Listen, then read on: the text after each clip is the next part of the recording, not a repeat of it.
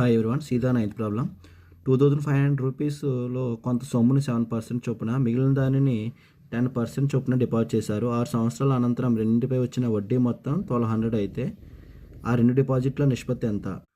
So first యొక్క principal amount X అనుకోవాలి. తర్వాత ఏమవుతుందంటే రెండు వాటిలో మొత్తం ఇచ్చాయి కదా 2500. సో ఈ ఎక్స్ అయితే P2 అవుతుంది. సో రిమైనింగ్ అలా తీసుకోవాలి. ఈ విధంగా తీసుకోవాలి. I = PTR/100. సబ్స్టిట్యూషన్ చేస్తే సో ఈ విధంగా సబ్స్టిట్యూషన్ చేసుకోవాలి. తర్వాత అక్కడ ఎల్సిఎం 100 అవుతుంది. సో ఎల్సిఎం 100 వేసాను. ఇప్పుడు ఈ రెండు మల్టిప్లై చేయండి. సో మల్టిప్లై చేస్తే 625 అంతా 6 5 30, 6 2 12, 3 15, ఇక్కడ 2 zeros, ఇక్కడ 1 0, 3 0, మైనస్ 60 × x 60x. సో ఇది సింప్లిఫై చేస్తే -18x వచ్చింది. 100 పంపిస్తే 1,20,000. సో క్యాన్సిల్ చేసుకుంటే మనకి 5,000/3 వచ్చింది. చేసుకుంటే 2 zeros cancel, 5 10s, 2 zeros cancel, 2:1 వచ్చి 4.